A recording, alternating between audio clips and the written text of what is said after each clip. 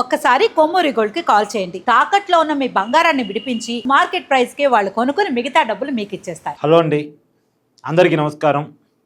YCP అధినేత మాజీ ముఖ్యమంత్రి వైఎస్ జగన్మోహన్ రెడ్డి గారు నిన్న సుదీర్ఘమైన ప్రెస్ మీట్ పెట్టారు. దాదాపు 3 గంటల పాటు ఆయన మాట్లాడారు. చాలా అంశాలు మాట్లాడారు. ఆయన మాట్లాడాల్సిన అవసరం కూడా ఉంది. రాష్ట్ర బడ్జెట్ ప్రవేశపెట్టిన తర్వాత వైసీపీ పార్టీ అధినేతగా ఆయన ప్రతిపక్ష నాయకుడిగా, అంటే ప్రతిపక్ష హోదా లేనప్పటికీ కూడా ప్రతిపక్ష నాయకుడిగా జగన్మోహన్ రెడ్డి కాబట్టి ఆయన మాట్లాడటం అనేటువంటి సమంజసం. ఆయన మాట్లాడిన పాయింట్లో నిజాలెన్ని అబద్ధాలెన్ని అనేది ఎప్పుడు తెలియద్ది? ఇదే మాట ప్రెస్ మీట్లో కాకుండా అసెంబ్లీలో మాట్లాడితే తెలియద్ది. నిజానికి జగన్మోహన్ రెడ్డి గారు నిన్న ప్రెస్ మీట్లో మాట్లాడినటువంటి విషయాలు కనుక వచ్చి అసెంబ్లీలో మాట్లాడితే దానికి కూటమి నాయకులు కౌంటర్ ఇస్తే వీళ్ళిద్దరి మధ్య డిబేట్ జరుగుతూ ఉంటే ప్రజలు తెలుసుకుంటారు ఏది నిజమో ఏది అబద్ధము. కానీ ఈయన మానాన ప్రెస్ మీట్లో వన్ సైడ్గా చెప్తాడు. కూటమి నాయకులు అసెంబ్లీలో ఉంటారు, అక్కడ వైసీపీ పోదు కాబట్టి వాళ్ళు వన్ సైడ్గా వాళ్ళు అక్కడ చెప్పుకుంటారు. ఈయన వాళ్ళని విమర్శిస్తాడు, వాళ్ళు ఈయన్ని విమర్శిస్తారు. దీంట్లో డిబేట్ ఉండదు, ఎవరి వర్షన్ వాళ్ళు చెప్పుకుంటారు. దీనివల్ల ప్రజల్లో కన్ఫ్యూజన్ ఏర్పడి తప్ప క్లారిటీ రాదు. క్లారిటీ ఎప్పుడు వస్తుంది? ఇద్దరూ ఒకే వేదిక మీద నుంచి చర్చ చేసినప్పుడు వస్తుంది. ఆ ఒకే వేదిక ఏంటిది? రాష్ట్ర అసెంబ్లీ.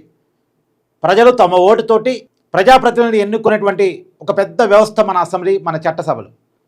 అక్కడ చర్చ జరగాలి. కానీ ఆ ప్రజాస్వామ్య వేదికలంటే జగన్మోహన్ రెడ్డి గారికి గౌరవం లేకనో, లేదు అంటే చిన్న చూపు మన వ్యవస్థల పట్ల, మన రాజ్యాంగం పట్ల, మన దేశం పట్ల, మన ప్రజల పట్ల చిన్న చూపు తెలియదు కానీ ఆయన అసెంబ్లీకి రావట్లే. సరే, ఏదేమైనా నిన్న కనీసం ప్రెస్ ముందు మాట్లాడే ప్రయత్నం చేశారు. సొంత ప్రెస్ ముందు తనకు కావాల్సిన జర్నలిస్టుని ముందు కూర్చోబెట్టుకొని తను చెప్పాలనుకున్న వర్షం చెప్పాడు. సరే, ఆ మాత్రమన్నా చెప్పారు, సంతోషం. వాస్తవానికి బడ్జెట్ ప్రవేశపెట్టిన తర్వాత రోజు జగన్ ప్రెస్ మీట్ ఉంటుందని అందరూ ఎక్స్పెక్ట్ చేశారు. కొద్దిగా లేట్ అయినా సబ్జెక్ట్ ప్రిపేర్ అయ్యి వచ్చి చేయడానికి టైం పట్టిందా ఏమో, వాటెవర్, మొత్తానికి వచ్చి ఆయన మాట్లాడాడు, సంతోషం. కానీ మాట్లాడే క్రమంలో కూడా ఆయన మాట్లాడిన విషయాలు ఏంటంటే రాష్ట్రం దివాలా తీసింది, ఇంకొక పక్కన కొన్ని పథకాలు అమలు కాలేదు. అంటే రాష్ట్రం దివాలా తీసిందనే పదాన్ని ఆయన వాడతాడు, కొన్ని పథకాలు అమలు చేయాల్సిన అవసరం ఉందని కూడా ఆయనే మాట్లాడతాడు. తప్పు కదా మరి? రాష్ట్రం దివాలా తీసి ఉంటే పథకాలు ఎలా అమలు చేయగలుగుతుంది ప్రభుత్వం? అంటే దివాలా తీయలేదు, అంతేనా మరి? వాస్తవానికి జగన్మోహన్ రెడ్డి గారు ఇక్కడ ఇలా ప్రెస్ మీట్ మాట్లాడుతున్నారు. అదే క్రమంలో ఢిల్లీలో ఏ సదస్సు జరుగుతోంది. ఢిల్లీలో జరుగుతున్నటువంటి ఏ సదస్సులో ప్రధానమంత్రి మోడీ గారు, ఫ్రాన్స్ అధ్యక్షులు, వివిధ దేశాల అధ్యక్షులు కూర్చున్నటువంటి వేదిక మీద నుంచి గూగుల్ సీఈఓ సుందర్ పిచ్చై ఒక పెద్ద మాట మాట్లాడాడు. అంటే జగన్మోహన్ రెడ్డి గారికి టీడీపీలో, జనసేనలో కౌంటర్ ఇస్తే ఇది రాజకీయాలే అనుకోవచ్చు. కానీ సుందర్ పిచ్చై ఒక పెద్ద ప్రకటన చేశాడు. ఆంధ్రప్రదేశ్లోని వైజాగ్ ఒక పెద్ద ఏఐ డేటా సెంటర్గా ఆవిర్భవించబోతుంది. నేను ఖరగ్పూర్ ఐఐటికి వైజాగ్ మీదుగా వచ్చేవాడిని, కానీ వైజాగ్ ప్రపంచ నగరంగా మారిద్దని ఏనాడు ఊహించలేదు. ఇవాళ ప్రపంచ నగరంగా వైజాగ్ మారబోతుంది అని ప్రకటించారు. అంటే రాష్ట్రం అభివృద్ధి పదంలో నడుస్తుంది అని ఎవరు చెప్పారు? మన రాజకీయాలతో సంబంధం లేని, అసలు రాజకీయాలతోనే సంబంధం లేని గూగుల్ సీఈఓ సుందర్ పిచ్చై చెప్పిన మాట. మేబీ జగన్మోహన్ రెడ్డి గారికి ఆ మాట చేరి ఉండదు. సరే, ఇంకొక విషయం, జగన్మోహన్ రెడ్డి గారు లేవనెత్తిన పాయింట్లో ఒక వ్యాలిడిటీ పాయింట్ ఏంటంటే స్త్రీ శక్తి పథకం ఇంకా అమలు చేయాల్సి, అంటే మహిళలకి నెల కూటమి ప్రభుత్వం డబ్బులు ఇస్తా ఉన్నది కదా, ఆ పథకం అమలు చేయాల్సి ఉంది. నిరుద్యోగ భృతి అమలు చేయాల్సి ఉంది. నిజంగా వైసీపీ అధినేత, ప్రతిపక్ష నాయకుడిగా ఈ పాయింట్ లేవనెత్తాలి కూడా. ఎన్నికల్లో హామీ ఇచ్చి అమలు చేయనప్పుడు ప్రశ్నించాల్సిన బాధ్యత, అడగాల్సిన బాధ్యత జగన్మోహన్ రెడ్డి గారి మీద ఉంటుంది. కాకపోతే కూటమి ఏం చెప్తుంది? మాకు 5 సంవత్సరాల సమయం ఉంది. 2 సంవత్సరాలేగా అయింది. కొన్ని పథకాలు అమలు చేయడం స్టార్ట్ చేసాం. స్టెప్ బై స్టెప్ అన్ని పథకాలు అమలు చేస్తున్నాం. తల్లికి వందనం స్టార్ట్ చేసాం, అమలు చేస్తున్నాం. అన్నదాత సుఖీభావ స్టార్ట్ చేసాం, అమలు చేస్తున్నాం. అన్నా క్యాంటీన్లు స్టార్ట్ చేసాం, అమలు చేస్తున్నాం. మహిళలకు ఉచిత గ్యాస్ సిలిండర్లు స్టార్ట్ చేసాం, అమలు చేస్తున్నాం. అన్నిటికన్నా పెద్ద పథకం పింఛన్ల పెంపు. 3,000 నుంచి 4,000, వికలాంగులకైతే 5,000. నిజానికి ఇది గొప్పగా చెప్పుకోవాలి కూటమి. ఎందుకంటే అధికారం వచ్చిన మంత్రి నుంచి కాదు, హామీ ఇచ్చిన మంత్రి నుంచి జగన్మోహన్ రెడ్డి గారు ఆపద్ధర్మ ముఖ్యమంత్రిగా ఉన్నటువంటి కాలంలో కూడా జగన్మోహన్ రెడ్డి గారే టేక్ కేరర్గా రాష్ట్రానికి ఉన్న సమయానికి కూడా కలిపి కూటమి ప్రభుత్వం పెన్షన్ల పెంపుని ఇచ్చింది రాష్ట్ర ప్రజలకి. మామూలుగా ముఖ్యమంత్రిగా బాధ్యతలు తీసుకున్న తర్వాత చంద్రబాబు నాయుడు గారు పథకాన్ని అమలు చేయటం అనేది కాకుండా వెనకటి కాలానికి కూడా పెంచిన పెన్షన్లు ఇచ్చారు ప్రభుత్వం అధికారంలో రాగానే. ఎప్పుడైతే హామీ ఇచ్చారో ఆ హామీ ఇచ్చిన రోజు నుంచి అమలు చేయడం స్టార్ట్ చేశారు ఒక రకంగా చెప్పాలంటే. ఇప్పటివరకు ఈ దేశంలో ఏ ప్రభుత్వం అలా అమలు చేయలే. పైగా ఈ దేశంలో 4,000 పెన్షన్ ఇస్తున్నటువంటి రాష్ట్రం దేశంలో ఆంధ్రప్రదేశ్ ఒకటే. 2014 ముందు ఆంధ్రప్రదేశ్ పింఛన్లు రాష్ట్ర విభజన నాటికి ఆంధ్రప్రదేశ్ విభజన జరిగే నాటికి 200 రూపాయలు 200 రూపాయలు రాష్ట్ర పెన్షన్. దాన్ని ఏకంగా 2,000 చేశారు చంద్రబాబు నాయుడు గారు. 200ని 2,000 చేశారు. దాన్ని 3,000 చేయటానికి అంటే 1,000 రూపాయలు పెంచడానికి 5 సంవత్సరాల సమయం తీసుకున్న జగన్మోహన్ రెడ్డి గారు సంవత్సరానికి 250 చొప్పున. అదేంది 1,000 రూపాయలు పెంచుతానని సంవత్సరానికి 250 చొప్పున పెంచుకుని పోతున్నాం జగన్మోహన్ రెడ్డి గారిని అడిగితే మాకు 5 సంవత్సరాల టైం ఉంది కానీ ఆ రోజు అన్నారు. మరి ఆ రోజు ఆయన చెప్పుకోవడానికి 5 సంవత్సరాల సమయం ఉన్నప్పుడు వీళ్ళకి కూడా ఉంది 5 సంవత్సరాల సమయం. వీళ్ళు కూడా అమలు చేస్తారేమో. అమలు చేయకపోతే ప్రశ్నించాలి, ప్రజల్లో పెట్టాలి, ప్రజలు కూడా చూస్తారు. వీళ్ళు కూడా శ్రీశక్తి పథకం అమలు చేయడానికి నిరుద్యోగ భృతి ఇవ్వటానికి టైం ఉంది. పైగా నిరుద్యోగ భృతి అనేది మా విధానం కాదు, మాకు ఉద్యోగాలు ఇవ్వటం మా విధానం అన్నట్టుగా కూటమి ముందుకెళ్తుంది.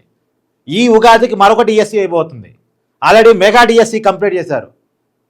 ఎందుకంటే నిరుద్యోగ భృతి అంటే మహా అంటే ఒక 5,000 ఇస్తారండి. 5,000 కాదు కదా జనానికి కావాల్సింది. 5,000తో ఇవాళ ఉన్న ఖర్చులు ఏమొస్తాయని ఉద్యోగాలు కల్పించడమే ప్రభుత్వాల బాధ్యత. ఆ వైపుగా ప్రభుత్వం కదులుతుంది. ఒకేపు ఐటీ ఉద్యోగాలు. ఇవాళ వైజాగ్లో పెద్ద పెద్ద ఐటీ కంపెనీలు, ఎవరు వేరెత్తి చూపలేని కంపెనీలు, కాగ్నిజెంట్ కావచ్చు, టీసీఎస్ కావచ్చు, అంటే ఇవన్నీ కూడా అంతర్జాతీయ స్థాయి ఉన్నటువంటి కంపెనీ. నేను చెప్పేది ఇలా గూగుల్ డేటా సెంటర్ కమ్ ఏ హబ్ కావచ్చు, యాక్సెంచర్ కావచ్చు, ఇవన్నీ కూడా వైజాగ్లో ల్యాండ్ అవుతున్న మాట వాస్తవం. అమరావతి, క్వాంటమ్ వ్యాలీ, మన బిరిగేర్స్ వచ్చిపోయారు కదా. సో ఒక పెద్ద యజ్ఞం జరుగుతుంది కదే. ఈ రోజు ఏమిటనే రియాలిటీ తెలవదు. రియాలిటీ తెరవడం కొద్ది టైం పట్టింది. గ్రౌండ్ రియాలిటీ తెరవడానికి అంటే ఆ ఫలితాలు మనం అందుకోవడానికి టైం పట్టింది. కానీ ఆ వైపుగా ఆంధ్రప్రదేశ్ పోతుంది. సరే ఉద్యోగాలు కల్పించినప్పుడు నిరుద్యోగ భృతి అడగటం ఓకేనేమో. పైగా జాబ్ క్యాలెండర్ ఈ ఉగాదికి ప్రకటిస్తానని నిన్న రాళ్ళ లోకేష్ గారు చెప్పారు. జాబ్ క్యాలెండర్ ఈ ఉగాదికి ప్రకటిస్తాను అని తెలుగు సంవత్సరాదిని ఒక ఉగాది మనకి సంవత్సరాదిగా, జనవరి 1 ఇంగ్లీష్ వాళ్ళకి సంవత్సరాది అన్నట్టు మన తెలుగు సంవత్సరాది ఉగాది కదా. ఉగాది నాడు జాబ్ క్యాలెండర్ ప్రకటిస్తానని నారా లోకేష్ గారు నేను ప్రకటించారు. ఒక మంచి పరిణామం. సరే ఏదేమైనా ఇంకొక మాట కూడా జగన్మోహన్ రెడ్డి గారు మాట్లాడారు. ఆయన ఏమంటారంటే నారా లోకేష్ గారు, పవన్ కళ్యాణ్ గారు, చంద్రబాబు నాయుడు గారు రాష్ట్రం దివాళా తీసే పరిస్థితి ఉంటే స్పెషల్ ఫ్లైట్లో పోతున్నారు అని మాట్లాడారు. ఇక్కడ రియాలిటీ ఏందో తెలుసా? జగన్మోహన్ రెడ్డి గారు బెంగళూరు ప్యాలెస్ నుంచి స్పెషల్ ఫ్లైట్లోనే తాడేపల్లి ప్యాలెస్కి వచ్చారు. ఆయన స్పెషల్ ఫ్లైట్లో వచ్చారు గన్నవరం ఎయిర్పోర్ట్కి. మళ్ళీ ఆయన స్పెషల్ ఫ్లైట్ మీద చంద్రబాబు నాయుడు గారిని, పవన్ కళ్యాణ్ గారిని, నారా లోకేష్ గారిని క్వశ్చన్ చేస్తున్నారు. ఇక్కడ ఎవరైనా వైసీపీ కార్యకర్తలు అనొచ్చు, ఆయన సొంత డబ్బులతో పోతున్నారు, నీకేం నొప్పి, జగన్మోహన్ రెడ్డి గారు సొంత డబ్బులతో స్పెషల్ ఫ్లైట్లో పోతున్నాడు అని ఎవరైనా అనొచ్చు. ఈ నారా లోకేష్ గారు, పవన్ కళ్యాణ్ గారు కూడా అదే చెప్తున్నారుగా, మేము సొంత డబ్బులతోనే ఫ్లైట్లో తిరుగుతున్నామని. ఇక్కడ ప్రజల డబ్బులతో తిరిగితే దానికి ఆధారాలు ఉంటే వైసీపీ చూపించవచ్చు, ప్రజల ముందు పెట్టవచ్చు. అలాగే నారా లోకేష్ గారు ప్రజల డబ్బుతో స్పెషల్ ఫ్లైట్లో తిరుగుతున్నారు, పవన్ కళ్యాణ్ గారు ప్రజల డబ్బుతో స్పెషల్ ఫ్లైట్లో తిరుగుతున్నారని చెప్పవచ్చు. కానీ పవన్ కళ్యాణ్ గారు తిరుగుతున్న ఫ్లైటు రామ్ చరణ్ గారిది. గతంలో కూడా పవన్ కళ్యాణ్ గారు చెప్పారు, రామ్ చరణ్ ఫ్లైట్ నేను వాడుకుంటున్నాను, వాళ్ళంతా ఒక కుటుంబం, ఆయన ఫ్లైట్ నేను వాడుకుంటున్నారు. ఏంటి దానికి జగన్మోహన్ రెడ్డి గారికి వచ్చిన నొప్పి ఏంటి? ఆయన స్పెషల్ ఫ్లైట్ తిరగడం కరెక్ట్ అయినప్పుడు వీళ్ళు తిరగడం తప్పెట్టు అవుతుంది. అందులో ఎవరి డబ్బులతో వారు తిరిగితే ప్రజలకు వచ్చిన ఇబ్బంది ఏముంటుంది, ఇక్కడ రాష్ట్రానికి వచ్చిన ఇబ్బంది ఏముంటుంది. పైగా టీవీలో క్రికెట్ మ్యాచ్ చూడొచ్చుగా, దానికి కొలంబో పోవాలి అని చెప్పేసి నారా లోకేష్ గారిని జగన్మోహన్ రెడ్డి గారు ప్రశ్నించారు. అది పర్సనల్ చాయిస్ కదా. క్రికెట్ మ్యాచ్ దగ్గర నుంచి చూడటమా, టీవీలో చూడటం అనేది ఎవరి ఛాయిస్ వాళ్ళది కదా. కాకపోతే జగన్మోహన్ రెడ్డి గారు క్వశ్చన్ చేయాల్సింది ఏంది, మేబీ ప్రజల డబ్బుతో పోయి ఉంటే ప్రజల డబ్బుతో నువ్వు పెట్టబోతావని అడగాలి. కానీ నారా లోకేష్ గారు చెప్తున్నారు నా వ్యక్తిగత డబ్బులతో వెళ్ళారని చెప్తున్నారు. మరి తప్పే ఉంది? ఆయన రాష్ట్రానికి మంత్రి కావచ్చు, టీడీపీకి నాయకుడు కావచ్చు, ఒక భార్యకి భర్త, ఒక కొడుకు తండ్రి, కుటుంబం అనేది ఒకటి ఉంటుంది కదా, పర్సనల్ జీవితం అనేది కూడా ఒకటి ఉంటుంది కదా. కుటుంబంతో కలిసి ఆయన ఒక క్రికెట్ మ్యాచ్ చూడటానికి పోతే పెద్ద కొంపలు మునిగాయి. ఇంకా ఆ మాటకు వస్తే నారా లోకేష్ గారు ఆంధ్రప్రదేశ్లో ఎన్ని రోజులు ఉన్నారు, జగన్మోహన్ రెడ్డి గారు ఆంధ్రప్రదేశ్లో ఎన్ని రోజులు ఉన్నారు, లెక్కలు తీయండి. ఈ 2 సంవత్సరాల కాలంలో 2024లో ఎన్నికలు జరిగినాయి. అప్పటి నుంచి జగన్మోహన్ రెడ్డి గారు ఆంధ్రప్రదేశ్లో ఎన్ని రోజులు ఉంటున్నారు, నారా లోకేష్ గారు, చంద్రబాబు నాయుడు గారు, పవన్ కళ్యాణ్ గారు ఆంధ్రప్రదేశ్లో ఎన్ని రోజులు ఉంటున్నారు. అట్ట కూడా దొరికిపోయేది మన జగన్మోహన్ రెడ్డి. బెంగళూరు ప్యాలెస్లో ఎక్కువ, తాడేపల్లి ప్యాలెస్లో తక్కువ, కర్ణాటకలో ఎక్కువ, ఆంధ్రప్రదేశ్లో తక్కువ. సో మరి జగన్మోహన్ రెడ్డి గారి స్క్రిప్ట్ రాసిచ్చేది ఎవరో తెలియదు, కానీ జగన్మోహన్ రెడ్డి గారిని దొరికేటట్టుగా రాపిస్తున్నారు. జగన్మోహన్ రెడ్డి గారిని ఇబ్బంది పెట్టేలాగా రాసిస్తున్నారు.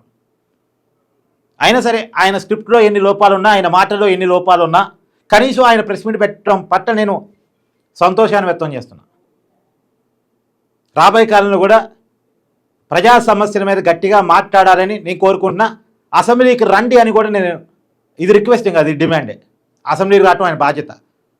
అలా కానప్పుడు ఆయన పులివెందుల ఎమ్మెల్యే పదవికి రాజీనామా చేయాలి. ఆయన పార్టీకి ఉన్నటువంటి మొత్తం 11 మంది రాజీనామా చేయాలి.